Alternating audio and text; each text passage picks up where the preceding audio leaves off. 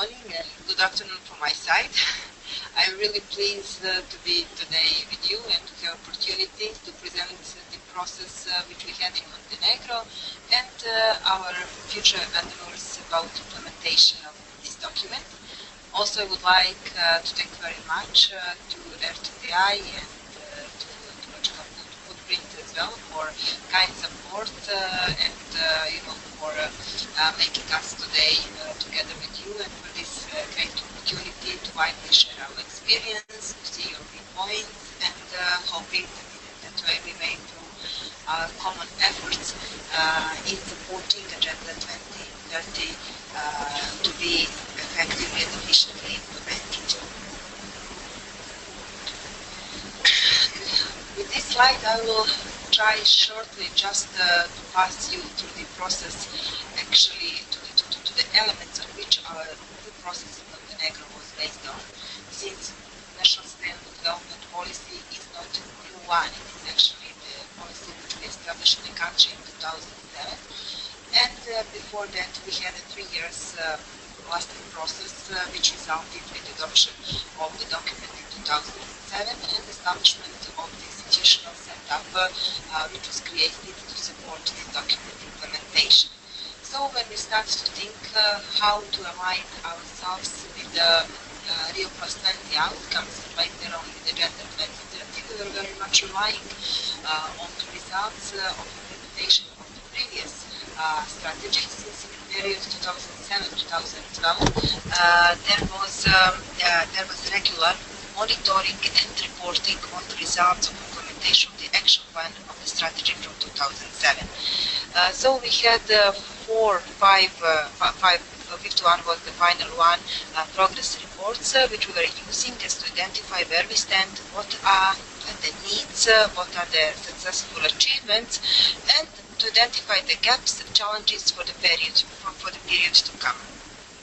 Also, we were very much relying on another relevant processes, like the process of integration of Montenegro to EU and the priorities which we have in that process in different chapters from the environment to the other one which were relevant for the Sustainable Development Policy. We were focusing very much on some very specific and relevant documents of the European Union which are relevant for Sustainable Development Policy, like EU 2020, EU Resource Efficiency Roadmap, but also to the Mediterranean processes. And I have to say that the previous document, strategy from 2007, was actually developed under supervision and guidelines of the Mediterranean Commission for Sustainable Development and using Mediterranean Strategy for Sustainable Development as the regional baseline document to which we actually aligned our national process.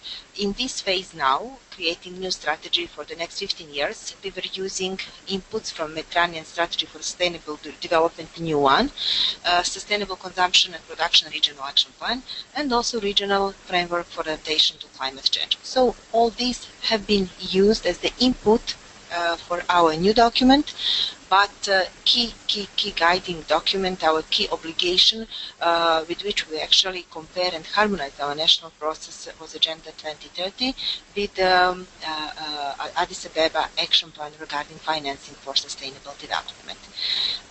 Having this broad strategic framework as the basis to create a new policy, we actually, as I said, identify where are the key gaps, and we then initiated development of the specific expert analyses which have been produced as to serve as the very specific inputs for new document.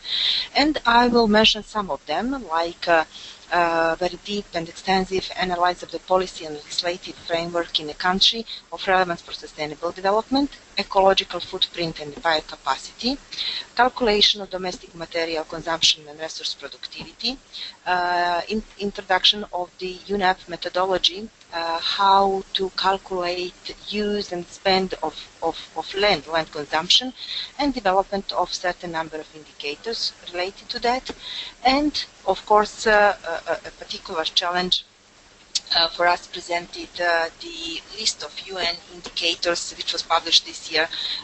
So it was actually key input for us in national document to develop integrated system for sustainable development indicators. This is just a schematic presentation of some of the most important steps in using all this knowledge, all these inputs from 2012 up to now.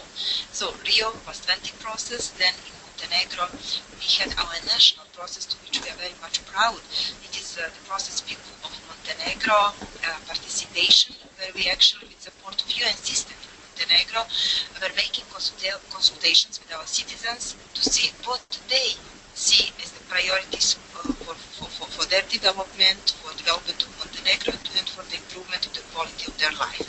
So we really had a very broad participation. More than 12,000 people of Montenegro participated in this process, and we received very valuable inputs which actually helped us to shape our processes and which actually enable us to be sure that the priorities and the strategic goals which we defined in our new national document are actually ones which correspond with the views of our population.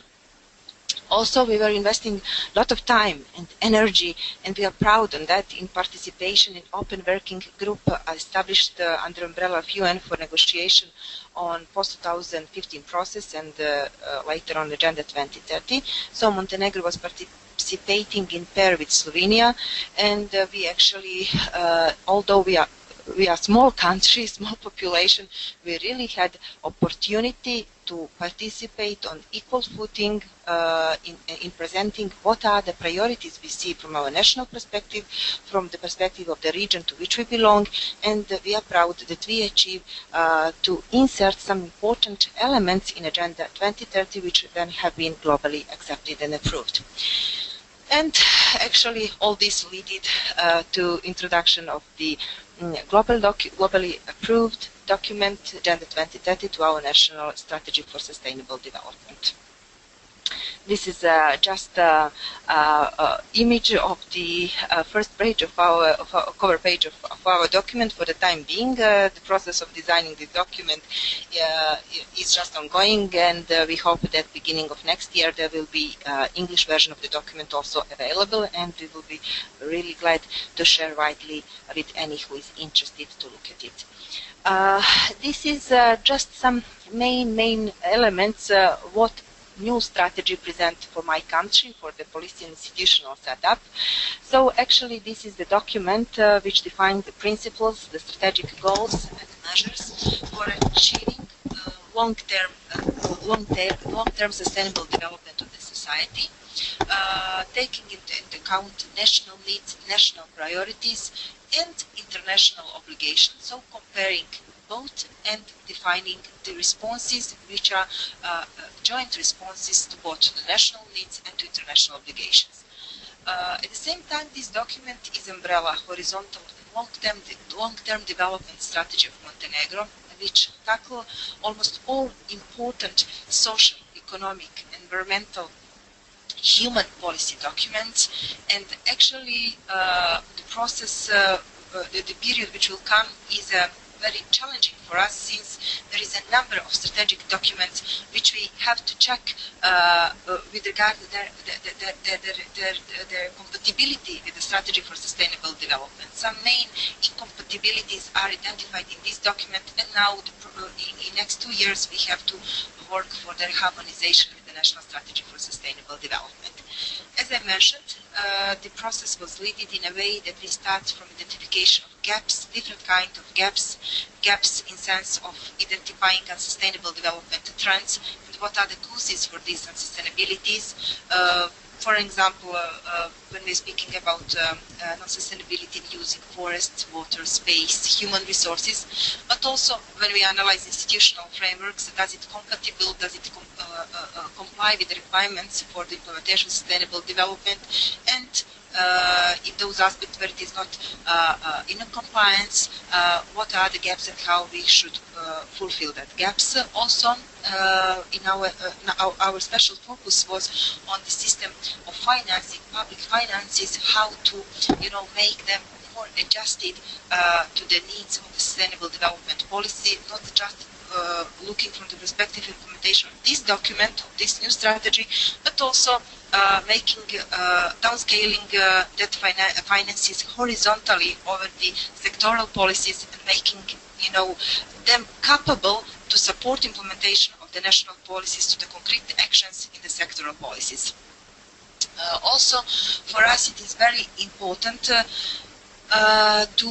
find a way how to harmonize conflicting sectoral policies. So we have two kinds of conflicts in between national strategy or national policy for sustainable development and sectoral policies at some points, but also we were looking for the incompatibilities in between different sectoral strategies. And the final, when we analyzed all these elements and when we defined our national responses to these gaps, we were then comparing how that actually corresponds with our international obligation. And then in that second iteration, we were actually doing for a combination of our national responses to improve them, to adjust them in a way to make them to present responses also with regard to requirements of the Agenda 2030.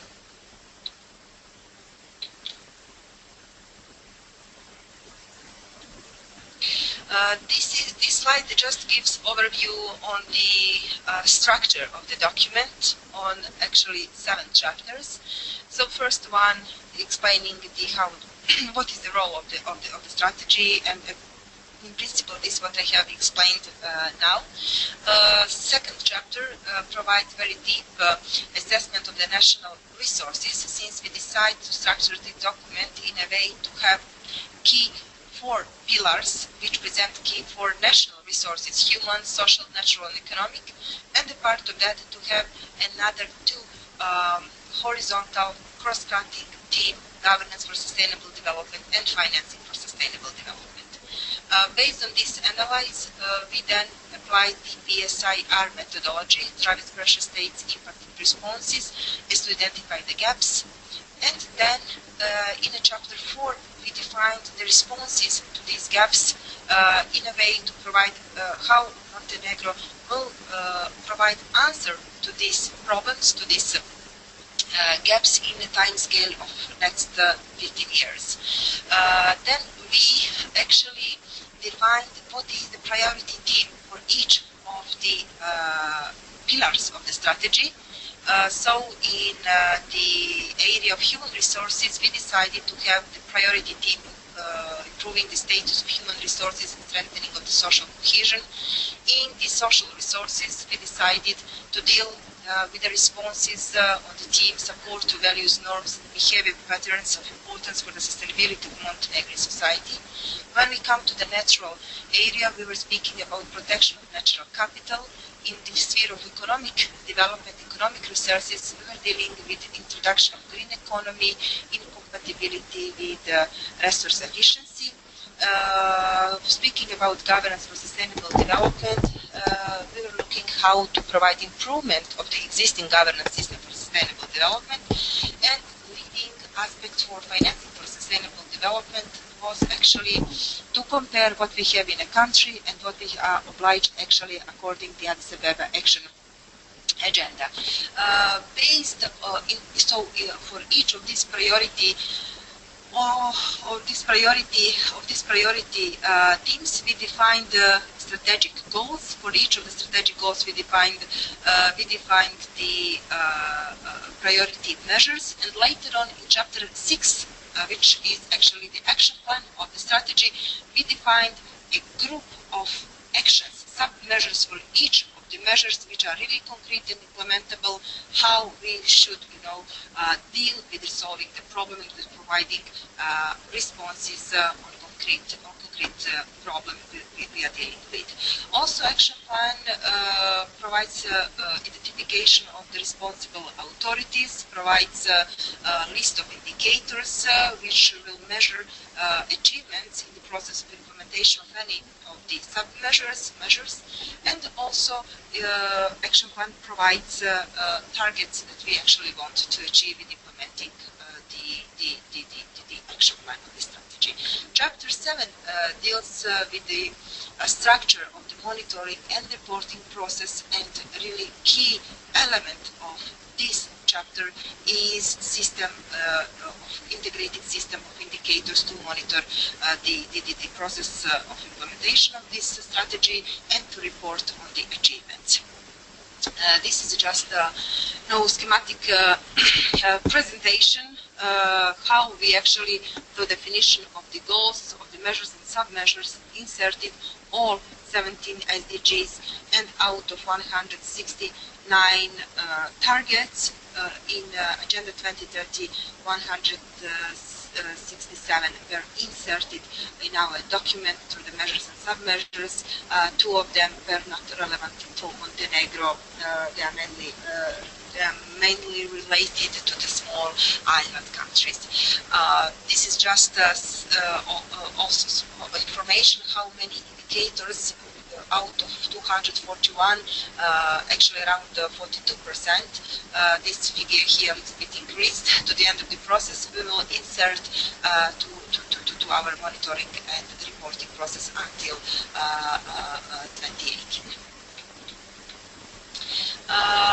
This slide provides, I would say, short presentation of the key strategic goals related to the pillars of this strategy. So, in the field of the human resources and priorities, the theme which I mentioned before, dealing with improvement of the human capacities and social cohesion, we defined the list of the strategic goals here presented. So these strategic goals are related to the demographic trends and how to resolve the problem of demographic deficit, how to provide healthy lives and well-being for the citizens of Montenegro, how to support the inclusiveness of education and to support lifelong learning process. In the sphere of social resources, the strategic goals are formulated in a way to look for active participation of all relevant stakeholders in a country, how to support the system of values. So this was the first time in Montenegro we were dealing with the values of our society, the traditional ones, but also new values which have been created under impact of the process of globalization, of the process of different kind of integrations my country is passing through.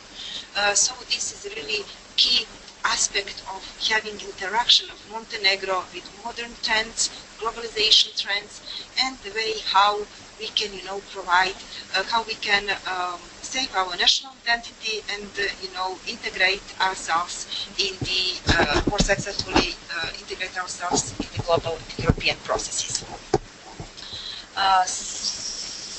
Social responsible acting was another relevant strategic goal, rule of law, employment, stimulation, culture and cultural heritage, equitable development. In the sphere of natural resources, we were dealing with preventing degradation, efficient management. Particularly important thing was environment and health, because this is really a priority for them quite long period of time, but it was not properly positioned in a policy setup. So now we are trying to see how to deal with the needs in this sphere. Sustainable spatial planning, efficient use of non-renewable resources, how to mitigate hazardous impacts. In the sphere of economic resources, we were relying to the UNEP approach, what is green economy. So actually, we undertake the goal from the our ANDC related to the Paris Agreement to reduce the CO2 emissions for 30% compared to 1990 level. Then key leading aspect of this part of the document was how to improve resource efficiency in the key sectors of economic development like tourism, agriculture, industry, transport, tourism and services. In this aspect, we were relying very much on the previously done study by UNDP. It was resource efficiency in Montenegro, document of resource efficiency in Montenegro produced in 2014, relying on EU roadmap on resource efficiency. Then we were looking how to put our national policy related to the waste management, which is really one of the key problems, environmental problems, to correspond with the requirements of circular economy.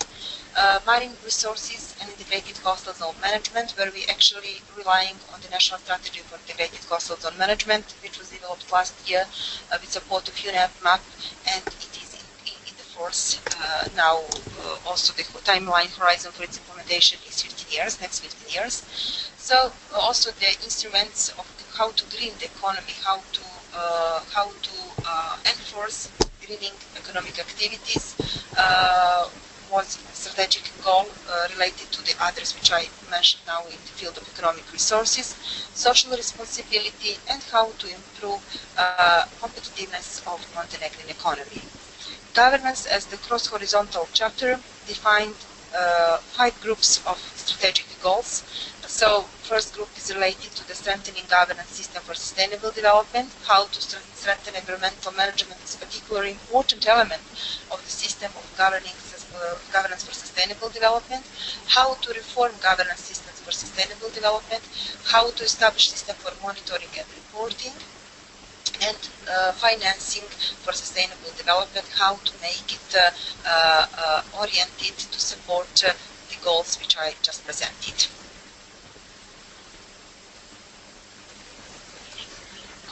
So since I have passed away my time, which was envisaged for my participation on the presentation, I will just pass through the slides. So in the slides which I just passed, actually there is more detailed elaboration of the strategic goals and measures which I mentioned.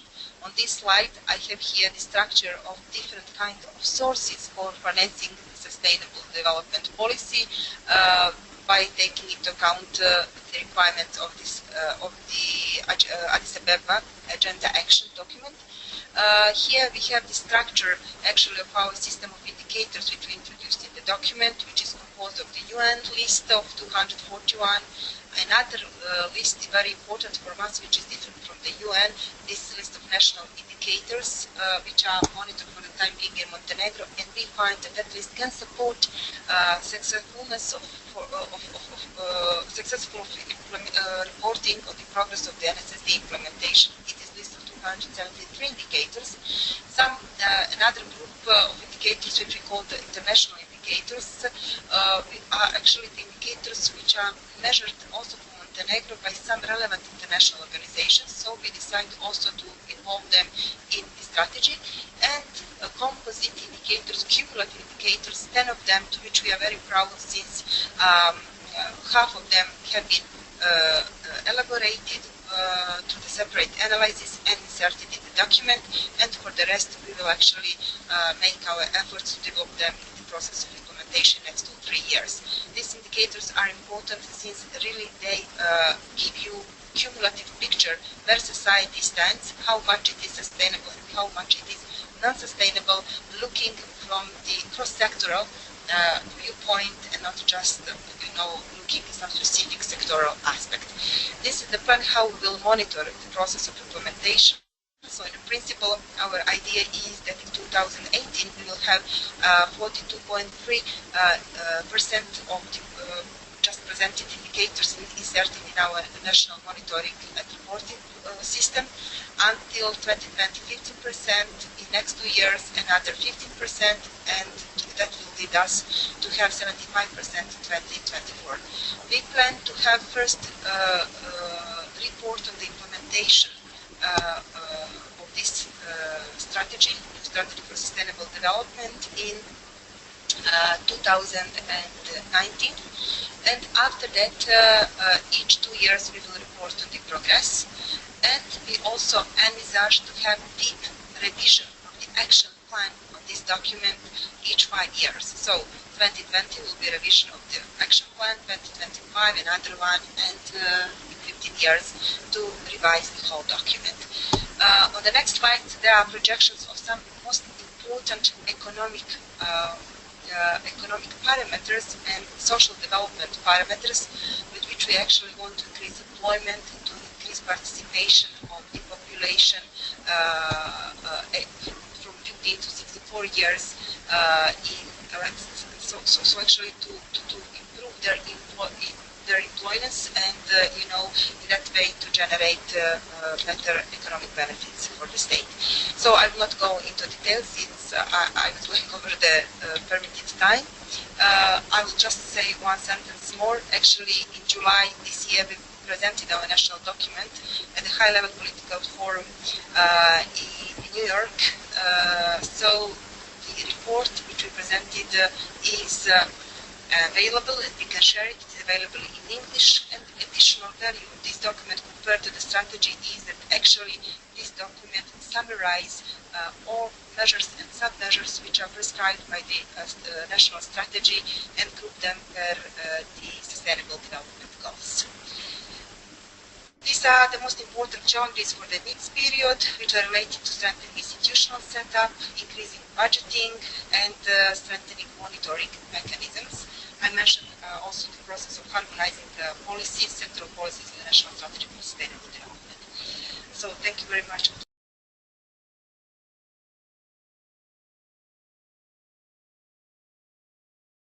Thank you, everyone, to be in the webinar, and thanks again, Derek, for the organization of these. I will try to go quickly through my slides, which basically are focusing on the indicator system that was developed to monitor the progresses of Montenegro towards the new National Strategy for Sustainable Development. So, as Yelena mentioned, the strategy is structured around these 6 main thematic areas, which were guided really in their development by all the global and regional processes that Yelena mentioned, but primarily were guided by the Agenda 2030. However, where the Agenda 2030 and its core elements, which are the Sustainable Development Goals, come to play, play the biggest role within the process that we put in place, that we followed, is in the construction of the monitoring system for the national strategy. So we really decided and wanted to put the SDGs at the core of this monitoring framework for Montenegro. So our aim was to look at sustainability in a systemic and multidisciplinary way. I want to stress this because what it means is that we really try to bring sustainability across all sectors of the economy of Montenegro, and not limited to a discussion in the environment or sustainable development ministry. So we try really to set up what we call an integrated monitoring framework. We call it integrated because it is made of, I'd say, 3 types of different indicators. And each one of these indicators really has a specific role. So first of all, the central role is for the SDGs indicators, and they were really used as a way to transpose in the national document what is the global process of the Agenda 2030. Then, of course, there are issues of priority for Montenegro that are not already included in the SDGs, that are not tracked by the SDGs. So that's why we couple the SDGs indicators with a series of national indicators. And finally, I will touch more on this later, but the idea was, if we want to look at sustainability in a systemic way, we also need not just the details, indicators that are able to go into the details, but we also wanted to include some more broader, let's say, we call it like cumulative or composite indicators that can provide an easy monitoring and help in the communication of the overall progress of Montenegro towards sustainability. So our aim was really to build this integrated monitoring framework. So starting from the SDGs, of course the most important element was to understand what is the capacity of the country to track these indicators, the 241 indicators that were agreed in March by the interagency expert group on SDGs. So to do that, we started a series of consultation with 36 bodies that in Montenegro are responsible somehow, are reporting data. So overall 36 data reporting institutions were contacted, and we consulted with them. Before this consultation, we basically did a pre-screening of the SDGs. We allocated them across the 6 thematic areas of the national strategy, and we also pre-screened which organization in the country we suppose was going to be responsible for these indicators. So then all this mapping, this pre-screening was sent to each of the 36 institutions, and then we met with them. When we met with them, of course, we double-checked the information, and we also identified, looked for 2 types of informations. Whether the institution was able to fully or partially track these indicators, and to do it now by 2018 or after 2018. Why this is important? Because the first reporting, as Yelena mentioned, will be done in 2019. So we wanted to have an idea of what the reporting capacity will be by the time that the first reporting is done in 2019. And then just a clarification what I mean by fully and partially tracking an indicator. So we wanted to know whether the indicator could be tracked exactly as defined by interagency expert group, or whether the national body was providing a sort of a similar indicator, not exactly the same, that could be used as a proxy. So the first important results of these is that of the 26 bodies that we contacted, 26 of them, so 26 out of 36, had data relative to the SDGs. So this is very important because already we start to see that this process, the process of transposing SDGs in a national context, is really a government-wide exercise. Is not limited within specific ministries, but it really tracks almost all of the ministries and bodies in a country. Of course, there are bodies like the Monstat, which is the Statistical Institute of Montenegro, who is responsible for a big share of the SDGs, 52 of them, and other bodies are responsible only for a limited number of indicators. But this is a very first important learnings from this exercise. The second important learning from this is that of these 26 organizations, only 8 of them, these are those that you see here as indicated with the yes information, are official producers of statistics, meaning that they are legally recognized as producer of statistics by the central governments and therefore authorized to communicate these indicators. Many of the other bodies are in fact instead only administrative producers. So we will see the consequence of these later on, but there is clearly a difference in the way they are entitled to report these indicators internationally. So this is the final information that we got out of the mapping of the SDGs indicators. Just to say that we found that by 2018, Montenegro will be able to track about 98 indicators. Of the 143 indicators non-tracked, 20 were found as non-relevant. Yelena already mentioned to some targets that are not applicable to Montenegro. And for the others, we proposed a plan to introduce them gradually to reach 75% coverage of the SDGs by 2024. Here, what is important to note is that most of these indicators are in the area of social resources, mostly, and then human resources. And the biggest coverage is for, again, for human and for economic resources, with a very limited capacity to track governance and financing for sustainable development.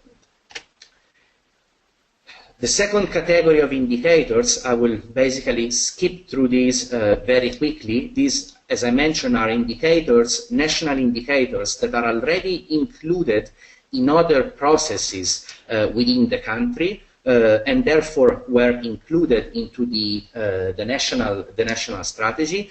This list will need to be updated and revised during the next 2-3 years before the first reporting. So I will not touch more on this.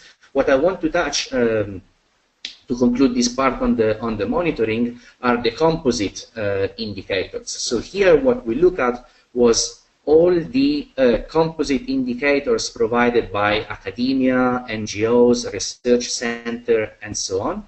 And then the long list, the comprehensive mapping was then, the long list that we obtained out of this mapping was reduced by looking at the criteria that you see here, the scientific credibility of the institutions providing the information, the indicator relevance, how relevant it is for Montenegro, how regularly it will be updated, and so on. So in the end, we decided to keep this set of cumulative indicators limited to maximum 1 or 2 indicators per thematic area, with the sole exception of the natural resources theme, because that was highly, if you want, underrepresented by both the SDGs and the national indicators. So to have like some better covering and tracking of these thematic areas, we had 3 composite indicators. For each of these indicators, we generated fact sheet to help with the understanding of the research question, the results, and how to read and interpret the results. And then important to say that some of these indicators, let's say they were first identified on a theoretical basis, and then some of them have already been piloted within the country, like the domestic material consumption, the ecological footprint, or the human development index. For the others, we are recommending a piloting, for instance, for the environmental performance index or environmental democracy index, before they can actually be included within the statistical system of Montenegro. So that is the final resulting integrated monitoring framework. You will get the PowerPoint, so I'm not going to discuss this more. All I want to say here is that what we tried to do with this integrated monitoring framework was somehow to bridge the gap in between what are the governance needs for sustainability. So you need to really look at specific issues at the national or sometimes at the subnational level versus the scientific needs for sustainability, which require more of a systemic and complex approach and an overview on the direction that we try to do to provide with the composite indicators. So, to close, where are we now and what are the next steps? Yelena already mentioned some of these, but I want to just to stress some of them. Well, first of all, as Yelena said, the strategy was adopted on the 7th of July this year. So this is we are just entered in the implementation phase. So the very first important aspect in the implementation will be the continuous monitoring of the global process, because we know already that there are 2 revisions in 2020 and 2025 of the global process and of the SDG indicator list. So this we will have to monitor this process and make sure that changes are implemented also at the national level. Then, again, as mentioned by Yelena, there is a need also to align this national process with what is the newest Mediterranean strategy for sustainable development, which was just approved. Then, so I'm going from the global to the national level. There is really a need to set up and test what, let's say, a database and an information reporting system for all these indicators. So how to create a place, a platform in which all the data can be collected and from which they can be used for international reporting. Here we have looked at various options during the work around the NSSD finalization, and what we found out to be perhaps the most interesting approach is the one provided by two tools, let's say. On one side, the IRIS, which is the Indicator Reporting Information System, co-developed by UNEP and AGIDI, actually, and then link these with the UNEP Live platform. So part of, during this implementation phase, we will be working on testing the possibility to use the IRIS platform as the central platform for Montenegro, and then link it, as I said, with UNEP Live for the international reporting. Finally, I mean, also as next steps, there is the need for a revision of the statistical legislation system. What I mean by this, going back to the official and administrative data producers that we mentioned before, so we came up with recommendations for the administrative producers, which in some cases were to apply to become an official producer. In other cases were to apply for a data validation procedure by the Statistical Institute. But of course, these we need to understand how to make these as easy as possible. And then the piloting of the composite indicators that I mentioned before is another activity that we will do in the next year. Finally, to close, really communication efforts I put here. So Yelena already introduced these. We are now working on translating most of the documentation in English so that this can be shared with the outside world as well.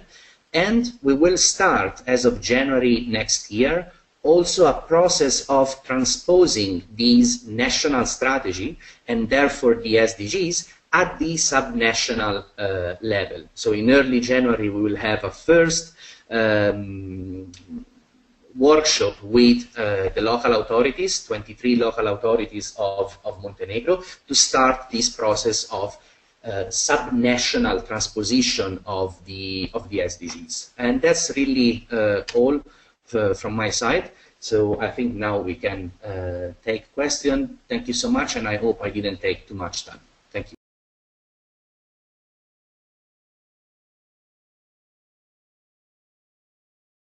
First question that I have on the list here was from Dr. Kostas Teregas, who we know well in Iron Earth, from George Washington University. Yes, thank you, Derek. The question is for Yelena, and since I'm one of my hats is a university professor at George Washington University, I wonder if, Yelena, you can speak a little bit about the role that you may have developed for your academic sector, your universities in Montenegro in this process. Do you look to universities for research, for policy analysis, for data collection, provide technical assistance to subnational units? How is it that you engage the university sector? Because in many countries, we find that the universities provide a stable and a long-term resource for efforts such as yours. And congratulations, by the way. It's a very, very impressive process that you've started.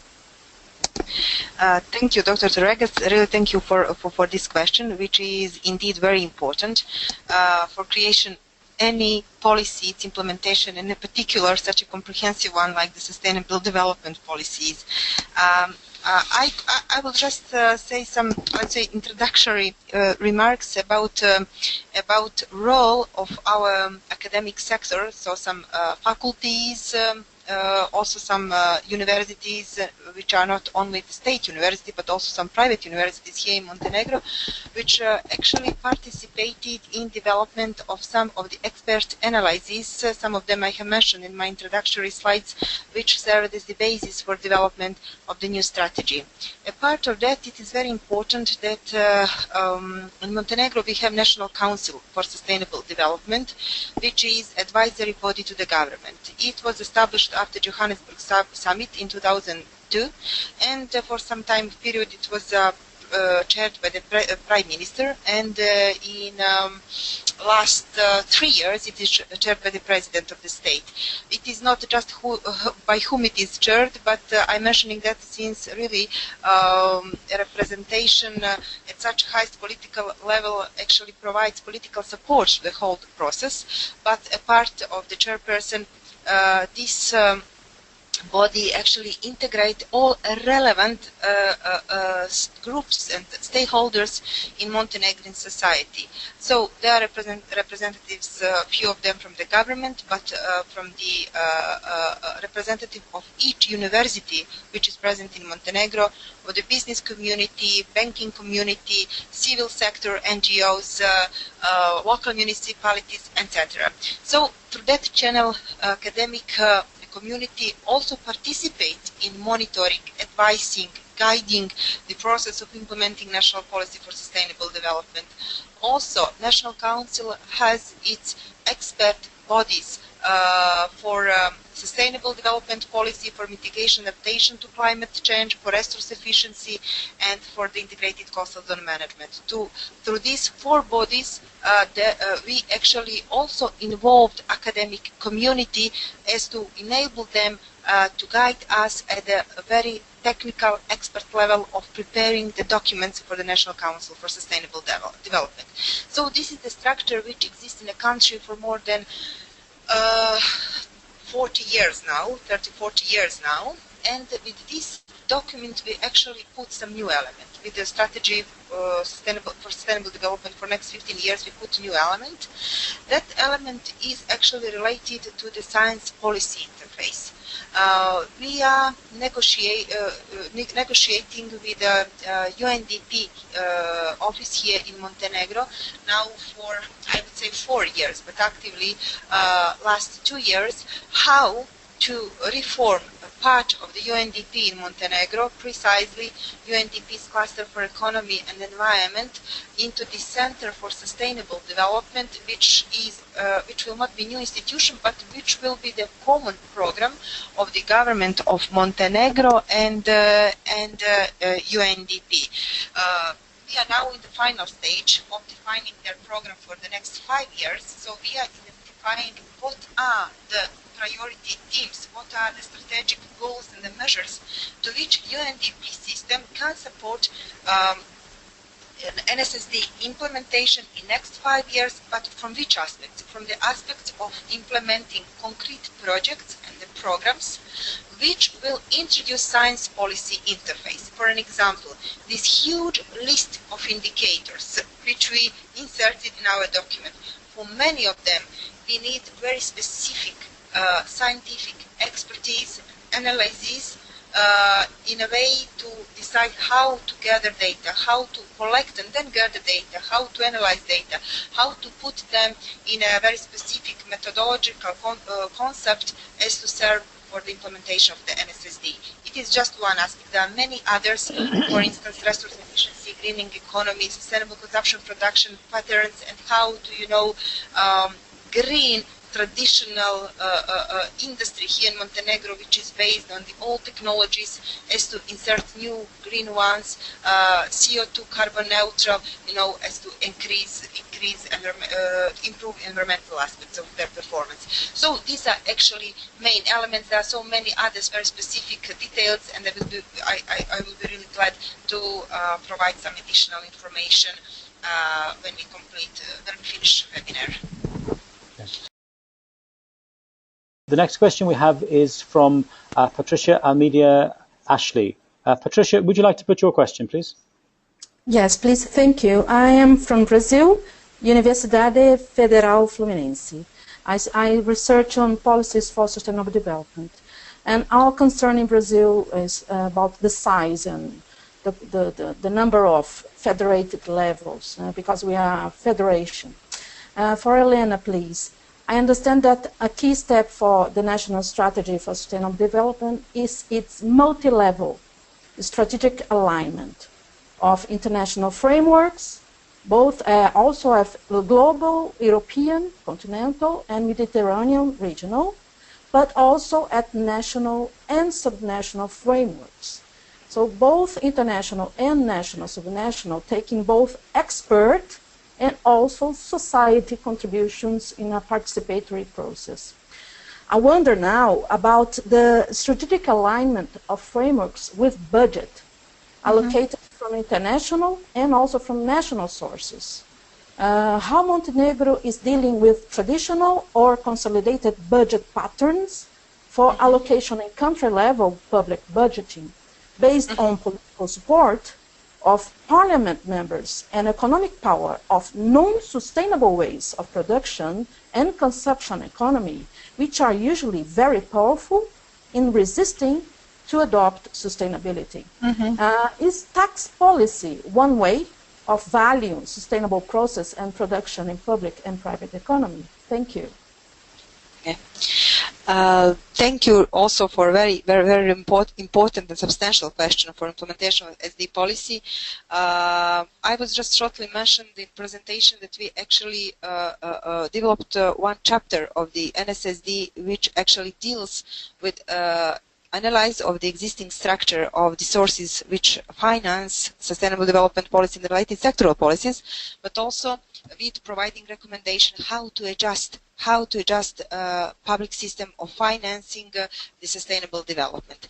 So we actually defined all relevant sources to support implementation or to enable implementation of the sustainable development policies. So these are national public sources, national private sources, international public sources, international private sources.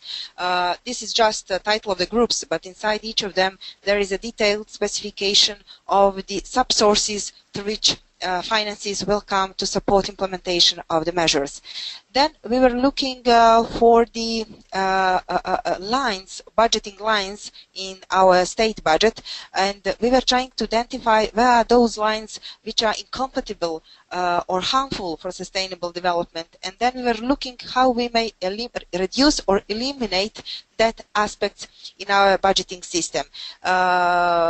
Recognizing that, we were also then identifying a huge list of instruments which would actually support elimination of such kind of that, let's say, elements which are harmful from the perspective of sustainable development.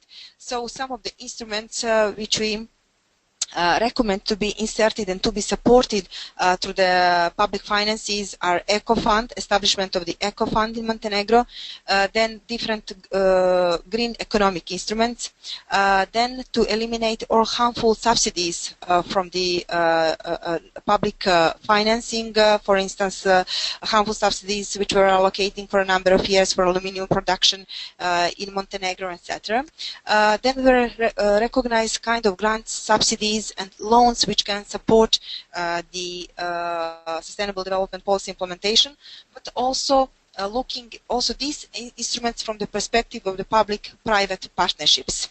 A part of that, we were also looking for the kind of the instruments which can be provided by the private investors which are present in Montenegro, and how to create that investments to become more green and more supportive to the sustainable development policies, mainly relying on the mechanisms of the public-private partnerships.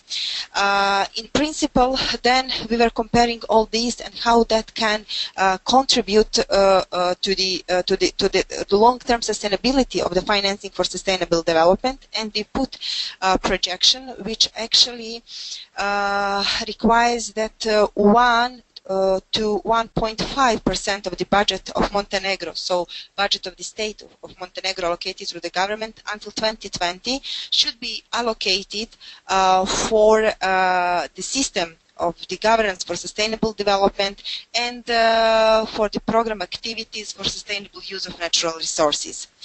It is not the whole what we will allocate for sustainable development. This is just for these two components, while the rest of the instruments which I was mentioned are to be structured and implemented through the through the sectoral policies implementation. So, for instance, through the transport sector, to the sector of energy, tourism, etc., etc. This person speaking about program activities to support sustainable use of natural resources and system governance for sustainable development until 2030 should come to the 2% of the budget of Montenegro. Also, then we gave the projections with these measures what we will achieve in next 5 or 15 years. So our projection is that employment rate will grow up to from now at which is at the level of 52.5% to 56 in the group from 50 to 64 years until 2025, or to 20,000 employment in this category of population until 2025. Also, we gave projections of GDP that should be doubled until the 2030. Also, we were looking how each sector will contribute to the growth of the employment, in particular focusing on the sector of tourism, where we were very much relying on the projection of the World Tourism Travel and Tourism Council projections. Also, we were going inside the structure of the GDP and which sector will contribute at what level to the growth of the GDP, but also how each sector should be reorganized in a way to reduce consumption of the natural resources, in a way to provide resource efficiency to be at the level of 20% until 2020 compared to the average in the period 2005-2012. So actually these are main elements, and it is not to be implemented just at the national level. All this is national and then downscale to the next level, and only one next level in Montenegro, it is the level of local municipalities. So there are a lot of very specific elements, but I think that I tackled this very, very important, and it is important also to mention that we defined the obligation for the Ministry of Finance to create one specific unit inside the structure of Ministry of Finance, which will take care about adjustment of the state budget, of the government budget on the annual level to be aligned with these requirements and with these projections. We have a question from Arthur Dahl. Yes, thank you. From the International Environment Forum.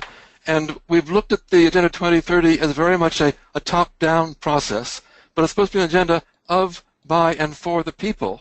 So beyond what you're looking at government action and government indicators, does the strategy address other partners in civil society and empowering the general public to act at the community and individual levels? Are you looking eventually at having indicators that people can look at themselves in their towns, in their neighborhoods, in their communities, or even in their own family life, as measuring their progress towards sustainable development goals?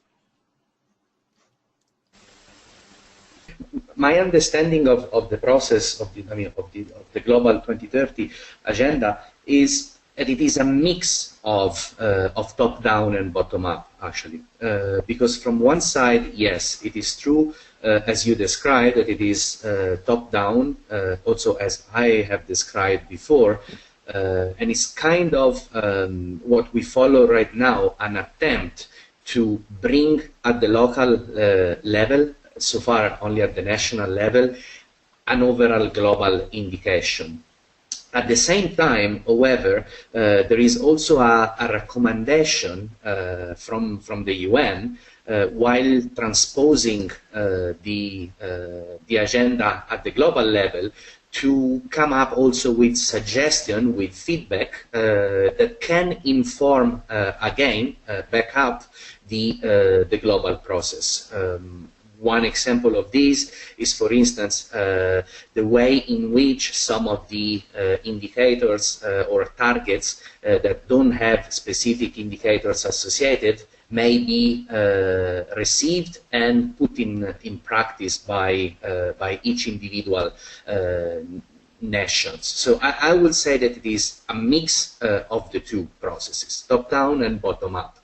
Now, for what you asked specifically of, let's say, the role of the local communities and like citizens, as Yelena mentioned, they were involved in the process of drafting the national strategies. So more than 12,000 people were involved during the consultations and had the possibility to provide a feedback, an input to the drafting of the national strategy. However, I think I will say that so far probably we haven't reached down to the level that you are probably envisioning with your question, because really most of the efforts were done to equip the country of Montenegro with a national, with an updated national strategies that really it's consistent with the global process. I think that it's really the next phase that we are going through, this in transposition of the national strategy down to the local authorities, that will give us the possibility to really bring this element down to the individuals. So I would say that this is like what we have in front of us during next year, and we will have to learn this process as we go. Thank you very much.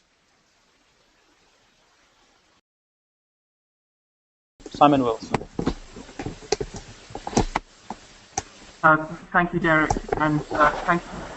Both today's speakers have really provided.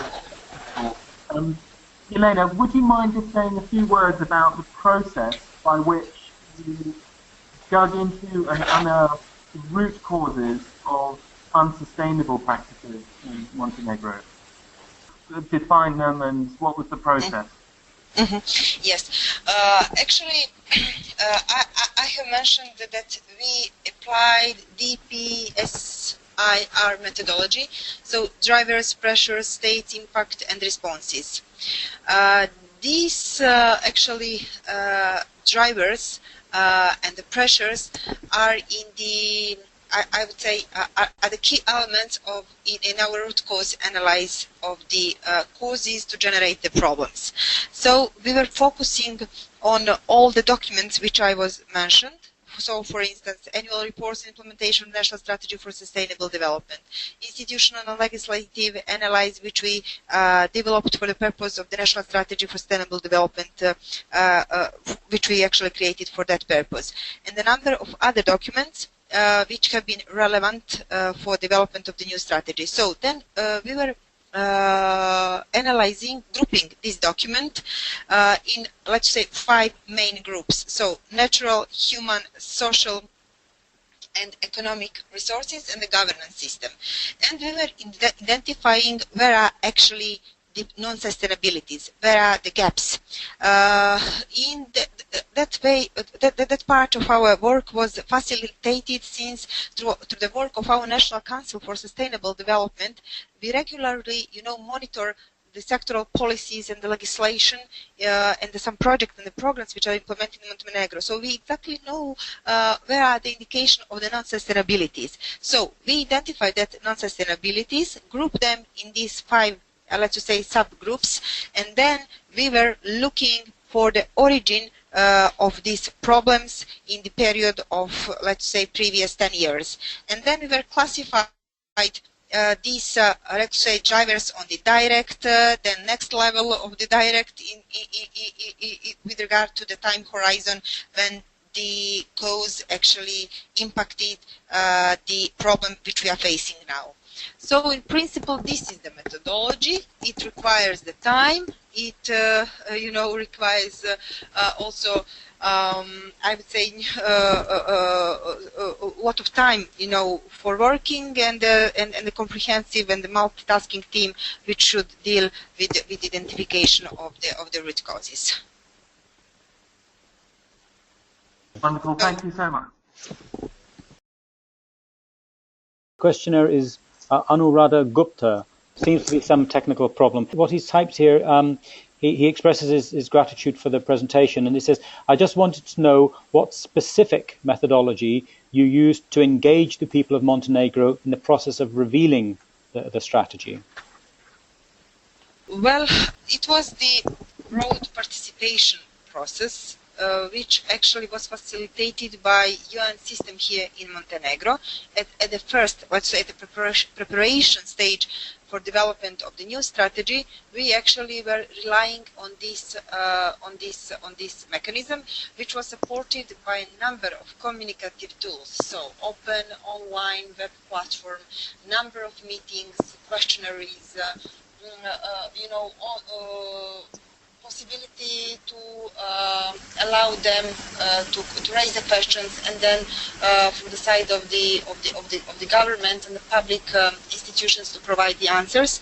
And then there was the expert team who was actually recruited, to formulate and create specific questionnaires which have been available online, and to which we then collected the answers. Based on that, actually, we identified what are the main elements population of Montenegro finds are the most relevant to be treated through new, let's say, era of sustainable development policy in a country and worldwide.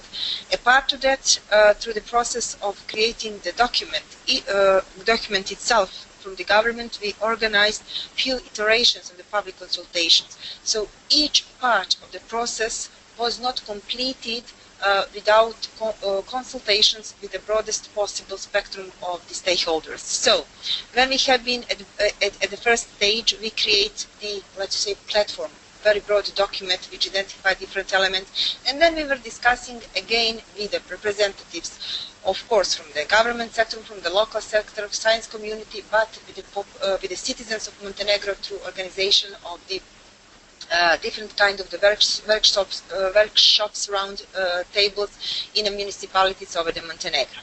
After that, when we prepared the draft of the document, we were discussing about the strategic goals which we decide to deal with, and we were asking the questions which help us to get opinions and suggestions from the population of Montenegro, from the citizens, from the NGO sector, and all interested stakeholders in the country, what kind of measures we should plan as to implement these strategic goals. And finally, when the document, final draft of the document was approved by the government December last year, we organized 3 months of the public consultations as to discuss the document itself.